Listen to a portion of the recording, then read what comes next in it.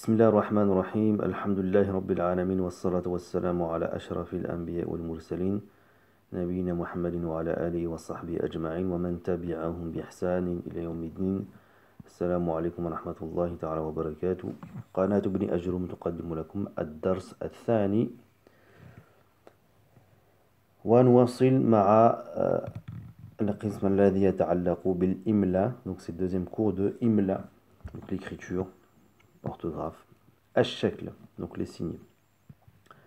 الشكل علامة توضع فوق الحروف أو تحتها لتدل على الحركات والسكون وأمور أخرى. Donc الشكل, تشكيل, c'est le fait de mettre les signes. Donc ce sont des signes qu'on met au-dessus des lettres ou bien en dessous pour indiquer al-harakat. Al-harakat, c'est le fait de prononcer en fait une voyelle. Et le contraire, c'est sukun. Wa umur ukhra, wa umurin ukhra. Et d'autres choses. Al-alamat hiya al-fatha tuda'u fawqa al-harf hakada. Donc al-fatha, elle se met de cette façon-là. Vous voyez que c'est un petit peu incliné, hein. C'est pas un trait qui est horizontal. Il est légèrement incliné vers la gauche. Al-kasratu wa tuda'u tahta al-harf hakada. La même chose pour al-kasra, qui se met donc en dessous de la lettre et qui est légèrement incliné. وَالضَّمَّةُ وَتُوضَعُ فَوْقَ الْحَرْفِ هَكَذَا. Et la dhamma qui se met comme ça, qui s'écrit de cette façon-là. وعند التنوين تضاعف هذه الحركات الثلاثة.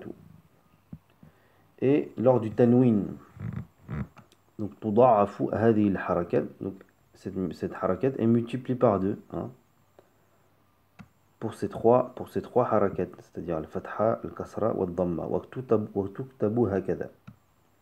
Donc on double la harakat pour la dhamma, la kasra, et le tanwin on va l'écrire de cette façon-là. On ne fait pas directement deux tanwin. On ne fait pas de dhamma. J'essaie de rebondir un petit peu. Voilà, on écrit de cette façon-là. وتكتب الضمة هكذا أيضا. On peut l'écrire aussi de cette façon-là. Mais je vois pas la différence entre les deux. Il doit y avoir une erreur de frappe. Je pense qu'ils ont voulu dire on peut écrire de façon à écrire. On peut écrire aussi le tanwin avec deux dhamma. Vraiment, on écrit deux dhamma. Soit on l'écrit de cette façon-là, ou soit on écrit deux dhamma. As-sukun ويوضع فوق الحرف هكذا. Donc le sukun de cette façon-là, c'est un petit rond en fait, pour indiquer le fait qu'il n'y a pas de harakat. ويكتب السكون في المصحف هكذا. Qui disent que dans le mushaf on écrit sukun comme ça. Bon, c'est peut-être dans certains masahif, hein, pas dans tous. Soit c'est une erreur de frappe, soit c'est mal écrit. Je pense que là parce que là on dirait une dhamma. أما هذه العلامات, le zéro là, فتدل في المصحف على حرف غير مقروء كالألف في قالوا. Je sais pas si vous avez remarqué dans le Coran, des fois vous avez une espèce de zéro comme ça. Là il vous dit que فتدل في المصحف على حرف غير مقروء كالألف. Pour dire que c'est un annulatif, c'est pour dire qu'on annule la lettre, comme si elle n'existait pas. Qalu, le alif, on sait pas, il est comme ça parce que voilà, on l'a transmis de cette manière-là, Coran. Et donc là, il y a une espèce de petit zéro qui veut dire que on ne prononce pas cette lettre-là. Al-maddatu tuda'u fawqa al-alif hakada. Al-madda hakada, espèce de petits traits là, courbés. وتدل على همزة تتلاها الألف. Donc en fait ça, là, quand vous voyez ce signe là, c'est l'équivalent de la hamza avec un mad. وتكتب الهمزة الممدودة في المصحف هكذا. Ça, c'est ce qu'on appelle Hamza al-Mamdoud. D'accord? Ça, c'est al-Madda. Et ça, c'est al-Hamza al-Mamdoud. مثل القرآن. القرآن. Dans l'écriture, c'est différent, mais dans la prononciation, c'est la même chose. Al-Qur'an, dans le premier cas, on a Hamzatu Mamdoud. Mamdouda, Al-Hamzatu Mamdouda, c'est-à-dire une Hamza qui est prolongée. Et ici, dans le deuxième cas, Al-Qur'an, c'est un Madda qui est Fawqa al-Alif. Al-Qur'an. Ou ici, par exemple, Adamu, Adamu. وتدل المد, ce signe-là, في المصحف على مد إضافي في أحرف المد الثلاثة الألف والواو والياء إذا تلاهن همز أو سكون. Lorsque vous voyez ce signe-là, c'est un maddatu في المصحف على مد إضافي. Vous verrez que que cette lettre-là, vous avez que ce signe, après ce signe-là, vous avez soit إذا تلاهن همزة, soit un hamza. Bon, bien sûr, il y a un mad. Et tout de suite après ce mad-là, il y a soit un hamza ou bien soit un sukun. إذا تلاهن همز أو سكون مثل سماء. Donc là, vous avez une mad, ma. Et au-dessus, vous allez mettre donc cette madda. Pourquoi? Parce qu'après, vous avez un sukun. Sama. Et en tajwid, ici, vous avez une prolongation de 5 ou 6 harakat. La même chose ici. Sous. Vous verrez dans le Coran que vous avez un signe au-dessus du waouh. Pourquoi? Parce que vous avez un med et vous avez une hamza après. Ji, la même chose. Et ici, ad-dallin. Ici, pourquoi vous avez un med? Un madda. Pourquoi? Parce que vous avez deux lem. Le lem, premier lem qui est sukun et deuxième mutaharrik.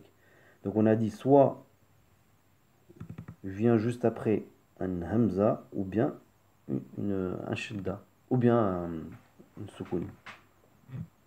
Ici, en l'occurrence, vous avez lam sukun, parce que c'est lam shadda. Dans lam shadda, vous avez deux lettres. Vous avez la première lettre qui est sakina et la deuxième qui est mutaharrik.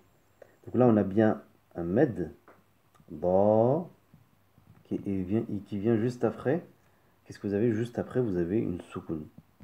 Donc ici, vous avez la madda, ici. La même chose ici pour qaf. La première lettre d'une sourate du Coran, Qaf. Qaf.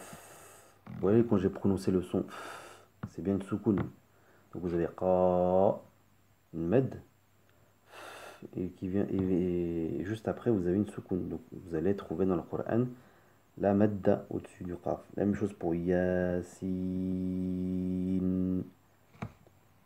Au-dessus du sin, vous aurez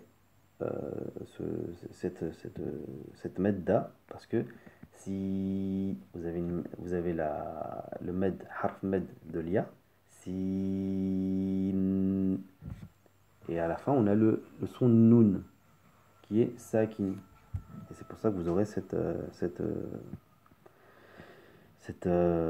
signe là. La même chose pour alif lam mim. Ok. الشدة وتوضع فوق الحرف هكذا. شدة توضع على الحرف هكذا. وتدل على حرف مكرر أولهما ساكن والآخر متحرك.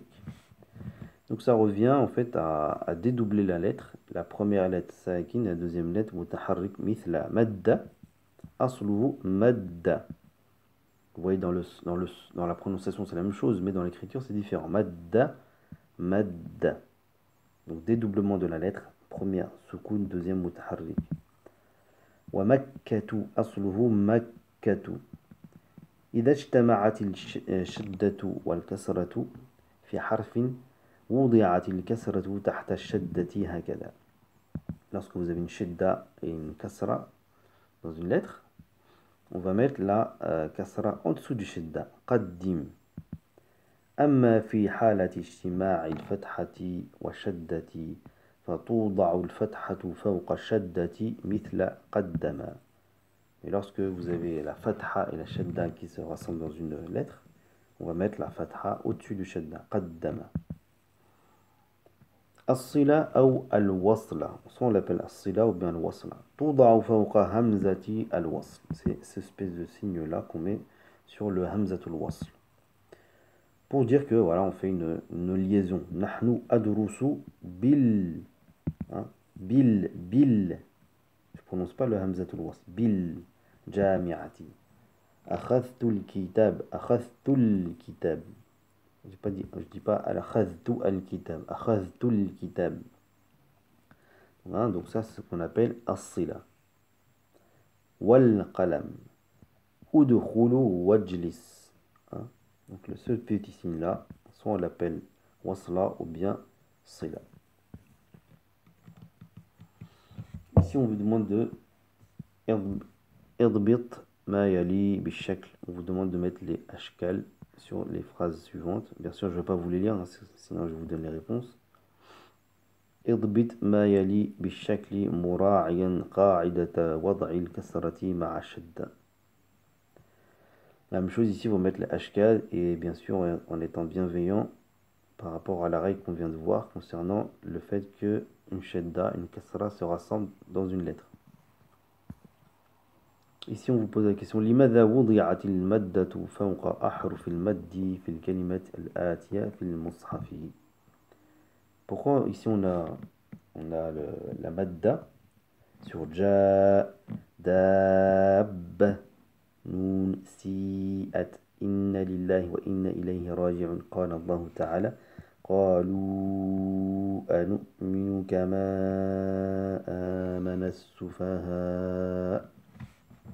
Pourquoi ici vous avez la madda au-dessus du ja, au-dessus du alif ici, dab, sufaha. On vient de voir la règle. اضبط الكلمات الآتية بحسب قواعد الضبط في المصحف. Même chose ici, vous mettez donc les harakat en respectant donc les règles, en pratiquant, en mettant en pratique les règles qu'on vient de voir. إذا نكتفي بهذا القدر وإلى درس آخر إن شاء الله. سبحانك اللهم وبحمدك أشهد أن لا إله إلا أنت أستغفرك وأتوب إليك. سبحان ربك رب العزة عما يصفون والسلام على المرسلين والحمد لله رب العالمين والسلام عليكم ورحمة الله تعالى وبركاته.